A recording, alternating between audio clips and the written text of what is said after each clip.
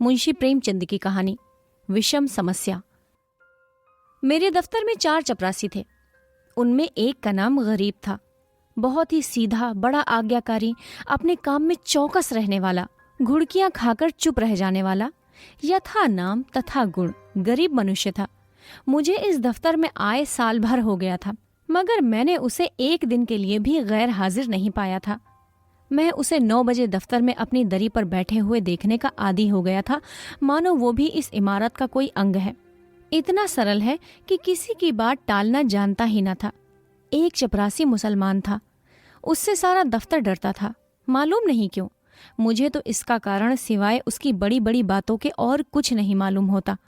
उसके कथनानुसार उसके चचेरे भाई रामपुर रियासत में कोतवाल थे। उसे सर्वसम्मति ने काजी साहब की उपाधि दे रखी थी। शेष 2 महाशय जाति के ब्राह्मण थे। उनके आशीर्वाद का मूल्य उनके काम से कहीं अधिक था। ये तीनों कामचोर, गुस्ताख और आलसी थे। कोई छोटा सा काम करने को कहिए तो बिना नाक भौं सिकोड़े न करते थे। क्लर्कों को तो कुछ समझते ही न थे, केवल बड़े बाबू से कुछ डरते। यद्यपि कभी कभी उनसे भी बेअदबी कर बैठते थे, मगर इन सब दुर्गुणों के होते हुए भी दफ्तर में किसी की मिट्टी इतनी खराब नहीं थी जितनी बेचारे गरीब की। तरक्की का अवसर आता तो ये तीनों नंबर मार ले जाते। गरीब को कोई पूछता भी न था और सब 10-10 रुपए पाते थे, पर बेचारा गरीब 7 पर ही पड़ा हुआ था। सुबह से शाम तक उसके पैर एक क्षण के लिए भी नहीं टिकते थे। यहाँ तक कि तीनों चपरासी भी उस पर क्रोध जताते और ऊपर की आमदनी में उसे कोई भाग न देते थे। तिस पर भी दफ्तर के सब कर्मचारी से लेकर बड़े बाबू तक उससे चिढ़ते थे। उसको कितनी ही बार जुर्माना हो चुका था और डांट फटकार तो नित्य का व्यवहार था। इसका रहस्य मेरी समझ में कुछ नहीं आता था। मुझे उस पर दया आती थी और अपने बर्ताव में मैं ये दिखाना चाहता था कि उसका आदर मेरी दृष्टि में अन्य तीनों चपरासियों से कम नहीं है। यहाँ तक कि कई बार मैं उसके पीछे कर्मचारियों से लड़ भी चुका था।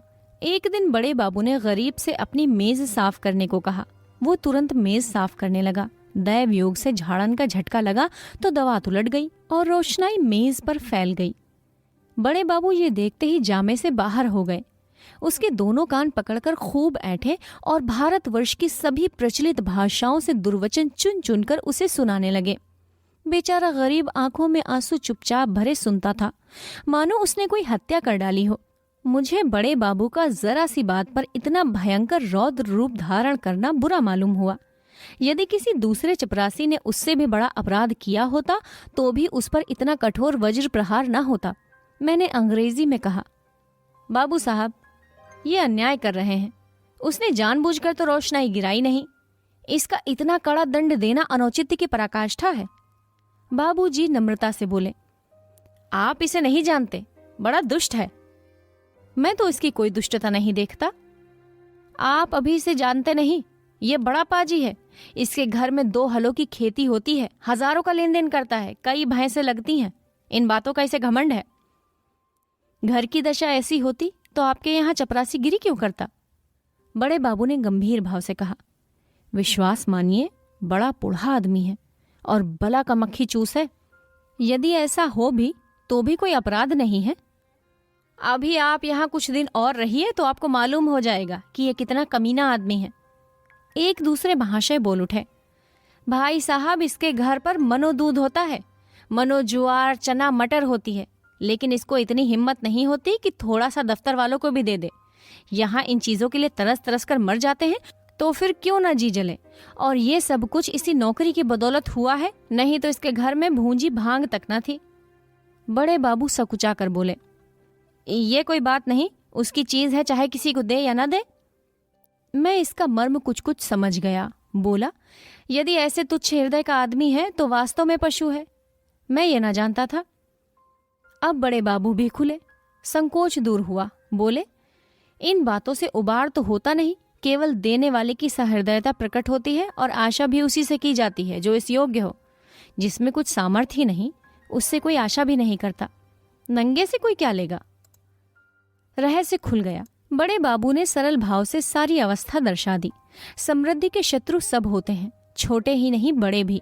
हमारी ससुराल या ननिहाल दरिद्र हो तो हम उससे कोई आशा नहीं रखते। कदाचित हम उसे भूल जाते हैं, किंतु वे सामर्थ्यवान होकर भी हमें न पूछें, हमारे यहाँ तीज और चौथे न भेजें, तो हमारे कलेजे पर सांप लौटने लगता है। हम अपने किसी निर्धन मित्र के पास जाएं तो उसके एक बीड़े पान ही पर संतुष्ट हो जाते हैं। पर ऐसा कौन मनुष्य है जो किसी धनी मित्र के घर से बिना जलपान किए हुए लौटे और सदा के लिए उसका तिरस्कार न करने लगे।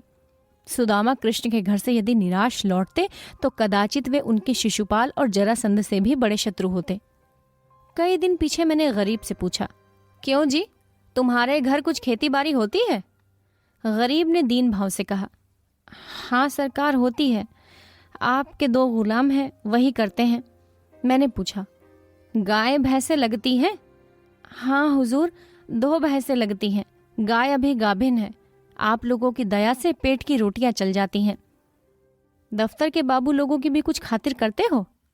गरीब ने दीनतापूर्ण आश्चर्य से कहा, हुजूर, मैं सरकार लोगों की क्या खातिर कर सकता हूँ?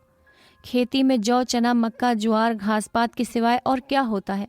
आप लोग राजा हैं, ये मोटी झोटी चीज किस मुंह से आपको भेंट करूं? जी डरता है कि कहीं कोई डांट न बैठे कि टके से आदमी की इतनी मजल।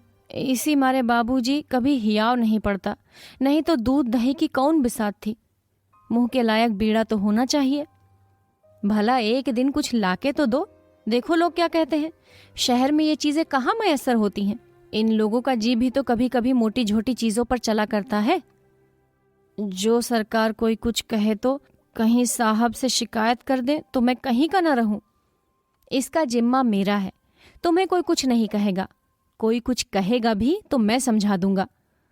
हुजूर, आजकल तो मटर की फसल है और कोल्हू भी खड़े हैं, इसके सिवाय तो और कुछ भी नहीं है। बस तो यही चीजें लाओ। कुछ उल्टी सीधी पड़ी तो आप ही को संभालना पड़ेगा। दूसरे दिन गरीब आया तो उसके साथ 3 हृष्ट पुष्ट युवक भी थे। 2 के सिरों पर 2 टोकरियां थीं, उसमें मटर की फलियां भरी हुई थी। एक के सिर पर मटका था जिसमें ऊख का रस था। तीनों युवक ऊख का एक एक गट्ठा कांख में दबाए हुए थे। गरीब आकर चुपके से बरामदे के सामने पेड़ के नीचे खड़ा हो गया। दफ्तर में उसे आने का साहस नहीं होता था, मानो कोई अपराधी है। वृक्ष के नीचे खड़ा ही था कि इतने में दफ्तर की चपरासियों और अन्य कर्मचारियों ने उसे घेर लिया। कोई ऊख लेकर चूसने लगा, कई आदमी टोकरों पर टूट पड़े। इतने में बड़े बाबू भी दफ्तर में आ पहुंचे। ये कौतुक देखकर उच्च स्वर से बोले, क्या भीड़ लगा रखी है, चलो अपना अपना काम देखो। मैंने जाकर उनके कान में कहा, गरीब अपने घर से सौगात लाया है, कुछ आप लीजिए, कुछ हम लोगों में बांट दीजिए। बड़े बाबू ने कृत्रिम क्रोध धारण करके कहा, क्यों गरीब, तुम ये चीजें यहाँ क्यों लाए? अभी लौटा ले जाओ, नहीं तो मैं अभी साहब से कह दूंगा। क्या हम लोगों को मरभूख समझ लिया? गरीब का रंग उड़ गया, थर थर कांपने लगा, मुंह से एक शब्द भी नहीं निकला। मेरी ओर अपराधी नेत्रों से ताकने लगा। मैंने अपनी ओर से क्षमा प्रार्थना की। बहुत कहने सुनने पर बाबू साहब राजी हुए। अब चीजों में से आधी अपने घर भिजवाई, आधी में अन्य लोगों के हिस्से लगाए। इस प्रकार ये अभिनय समाप्त हुआ। अब दफ्तर में गरीब का मान होने लगा। उसे नित्य घुड़कियां न मिलती, दिन भर दौड़ना न पड़ता, कर्मचारियों के व्यंग और अपने सहवर्गियों के कटु वाक्य न सुनने पड़ते। चपरासी लोग स्वयं उसका काम कर देते। उसके नाम में थोड़ा सा परिवर्तन हुआ। वो गरीब से गरीब दास बना। स्वभाव में भी कुछ तब्दीली पैदा हुई। दीनता की जगह आत्मगौरव का उद्भव हुआ। तत्परता की जगह आलस्य ने ली। वो अब कभी कभी देर से दफ्तर आता, कभी कभी बीमारी का बहाना करके घर बैठ रहता। उसके सभी अपराध अब क्षम्य थे। उसे अपनी प्रतिष्ठा का गुर हाथ लग गया था। वो अब 10वें 5वें दिन दूध दही आदि लाकर बड़े बाबू को भेंट किया करता। वो देवता को संतुष्ट करना सीख गया। सरलता के बदले अब उसमें काइयापन आ गया। एक रोज बड़े बाबू ने उसे सरकारी फार्मों का पार्सल छुड़ाने के लिए स्टेशन भेजा। कई बड़े बड़े पुलिंदे थे, ठेले पर आए। गरीब ने ठेले वालों से 12 आने मजदूरी तय की थी। जब कागज दफ्तर में पहुंच गए तो उसने बाबू से 12 आने पैसे ठेले वाले को देने के लिए वसूल किए। लेकिन दफ्तर से कुछ दूर जाकर उसकी नीयत बदली, अपनी दस्तूरी मांगने लगा। ठेले वाले राजी न हुए। इस पर गरीब ने बिगड़ कर जब पैसे जेब में रख लिए और धमका कर बोला, अब एक फूटी कौड़ी न दूंगा, जाओ जहां चाहे फरियाद करो, देखें हमारा क्या बना लेते हो। ठेले वालों ने जब देखा कि भेंट न देने से जमा ही गायब हुई जाती है तो रो धोकर 4 आने पैसे देने को राजी हुए। गरीब ने अठन्नी उनके हवाले की और 12 आने की रसीद लिखवाकर उनके अंगूठे के निशान लगवाए और रसीद दफ्तर में दाखिल हो गई।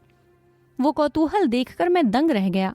ये वही गरीब था जो कई महीने पहले सत्यता और दीनता की मूर्ति था, जिसे कभी अन्य चपरासियों से भी अपने हिस्से की रकम मांगने का साहस न होता।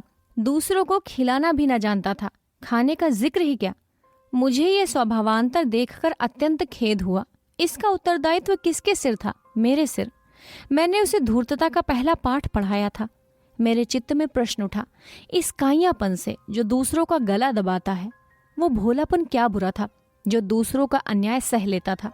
वो अशुभ मुहूर्त था जब उसे मैंने प्रतिष्ठा प्राप्ति का मार्ग दिखाया, क्योंकि वास्तव में वो उसके पतन का भयंकर मार्ग था।